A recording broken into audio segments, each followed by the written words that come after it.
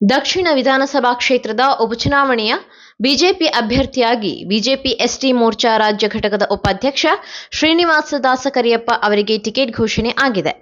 ಮಾಹಿತಿ ತಂತ್ರಜ್ಞಾನದಲ್ಲಿ ಎಂಜಿನಿಯರಿಂಗ್ ಪದವೀಧರ ಆಗಿರುವ ಶ್ರೀನಿವಾಸ್ ಅವರು ರಾಜಕೀಯ ಹಿನ್ನೆಲೆಯ ಕುಟುಂಬದಿಂದ ಬಂದವರು. ಶ್ರೀನಿವಾಸ್ ಅವರ ತಂದೆ ದಾಸಕರಿಯಪ್ಪ ಅವರು ದಾವಣಗೆರೆ ಹರಿಹರ ನಗರಾಭಿವೃದ್ಧಿ ಪ್ರಾಧಿಕಾರದ ಅಧ್ಯಕ್ಷರಾಗಿ 3 ಅವಧಿಗೆ ಸೇವೆ ಸಲ್ಲಿಸಿದ್ದಾರೆ.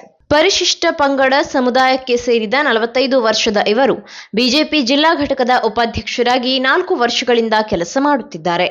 ಎಪಿಎಂಸಿ ವರ್ತಕರಾಗಿ, ವಿದ್ಯುತ್ ಗುತ್ತಿಗೆದಾರರಾಗಿ ವೃತ್ತಿ ಬದುಕು ಕಟ್ಟಿಕೊಂಡಿದ್ದಾರೆ.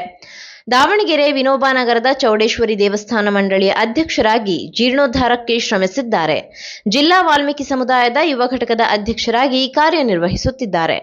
ಬಿಜೆಪಿಯಲ್ಲಿ ಶ್ರೀನಿವಾಸ ದಾಸಕರಿಯಪ್ಪ ಸೇರಿದಂತೆ 8 ಜನ ಟಿಕೆಟ್ ಆಕಾಂಕ್ಷಿಗಳಿದ್ದರು. ಕ್ಷೇತ್ರದ ಪರಾಭವ ಅಭ್ಯರ್ಥಿಗಳಾಗಿದ್ದ ಬಿಜಿ ಅಜಯ್ ಕುಮಾರ್ ಹಾಗೂ ಯಶವಂತರಾವ್ ಜಾಧವ್ ಭಾರೀ ನಿರೀಕ್ಷೆ ಇಟ್ಟುಕೊಂಡಿದ್ದರು. ಉಪಚುನಾವಣೆ ಕುರಿತು ಚರ್ಚಿಸಿದ ಬಿಜೆಪಿ ರಾಜ್ಯ ಕೋರ್ ಕಮಿಟಿ ಈ 3 ಹೆಸರುಗಳನ್ನು ಬಿಜೆಪಿ ರಾಷ್ಟ್ರೀಯ ಘಟಕಕ್ಕೆ ಶಿಫಾರಸು ಮಾಡಿತ್ತು. ಕೇಂದ್ರದ ಮಾಜಿ ಸಚಿವ ಜಿಎಂ ಸಿದ್ದೇಶ್ವರ್ ಜೊತೆಗೆ ಗುರುತಿಸಿಕೊಂಡಿರುವ ಶ್ರೀನಿವಾಸ ದಾಸಕರಿಯಪ್ಪ ಅವರಿಗೆ ಟಿಕೆಟ್ ಘೋಷಣೆ ಆಗಿರುವುದು ಆ ಬಣದ ಕೈ ಮೇಲಾಗಿದೆ. ಅಜಯ್ ಕುಮಾರ್ ಅವರಿಗೆ ಟಿಕೆಟ್ ನೀಡುವಂತೆ ಮಾಜಿ ಸಚಿವ ಎಂಪಿ ರೇಣುಕಾಚಾರ್ಯ ಅವರು ಲಾಬಿ ನಡೆಸಿದ್ರು. ಈ ನಡುವೆ ಸ್ವಾಭಿಮಾನಿ